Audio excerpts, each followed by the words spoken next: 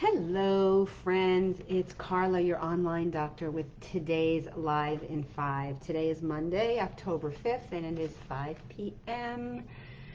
So today I'm sharing thoughts from a colleague of mine. Most of this I have shared over the past weeks, but this was so well written that I had to share. So I want to thank my friend Dr. Gluck for your wise words, because I 100% agree with you. And it's nice to see another medical professional who I respect um, saying the same things that I'm trying to educate people about. So as we all witnessed the pandemic, and specifically the emergency development of a vaccine, let me educate you on some specifics regarding vaccines in general, and more specifically comment on the risk-benefit ratio of the upcoming COVID-19 vaccines. Now understand that I also have a lot of information from him that I'm going to be sharing over the next few days, so I failed to mention that at the beginning. So there's going to be a few points today. You're going to have to follow up tomorrow and the coming days to get the whole story. Okay, so let's talk about this COVID-19 vaccine that they're proposing. So number one, there's something called vaccine interference. It's a well-known phenomenon, and in layman's terms, when your body is busy building antibodies to an influenza vaccine, for example, it is temporarily unable to optimally fight off a non-influenza virus. Okay, so if you are considering getting a flu shot, listen up, because this is where you may be steered wrong.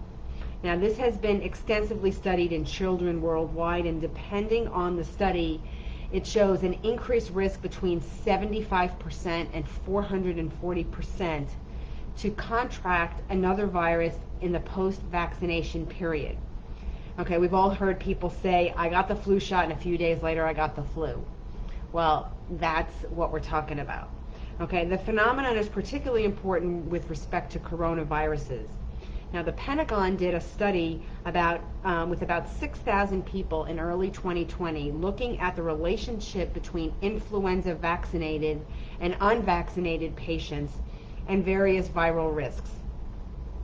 Through vaccine interference, although vaccine interference was not generally seen in the adult study, there was one notable exception: coronavirus.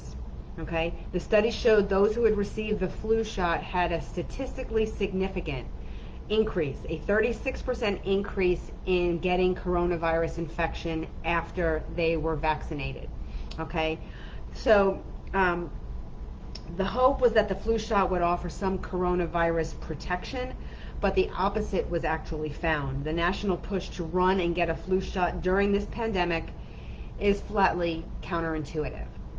Okay, so just think that over, look up the Pentagon study back in early 2020, and you make a decision for yourself. If your doctor still recommends you get a flu shot, it's up to you. I would probably stay at home for a long period of time afterwards, almost like quarantine, so that you don't risk getting anything else while your body is in that vulnerable period. Okay, number two, immune priming. This is another well-known phenomenon associated with vaccine administration. Now, in layman's terms, again, the stimulation of the immune system by vaccines can be dysregulating going forward. The immune system can be, quote-unquote, primed into overreaction. This is exactly what has happened repeatedly during SARS-1 animal studies for the past 17 years. Okay, we're not talking about like the last 5 minutes. We're talking about 17 years. Now, this is since the outbreak in 2003. The vaccine developed did in fact induce antibodies to the specific viral proteins used. The expectation was that the animals would be protected against the wild virus. Instead, the vaccinated animals, when exposed to the actual SARS-1 virus, went into cytokine storm and died. For 17 years, scientists have not been able to develop safe and effective vaccines against these coronaviruses for this reason. So what is terrifying is that Moderna and other vaccine manufacturers, as I've mentioned before, under emergency authorization from the FDA, have been given the go-ahead to completely bypass animal studies. Don't look, don't tell. So the question for you at this point is, knowing that they're bypassing these animal studies where animals have died in every study for 17 years when exposed to the wild virus, are you ready to stick your arm out and get a shot that could potentially put you at risk?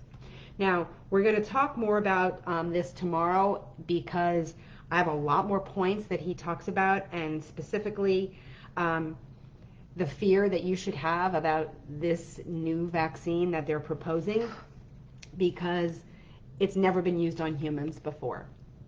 So stay tuned for tomorrow, because there's a lot more good information. Again, thank you, Dr. Gluck, for your wise words. I, again, 100% agree with you.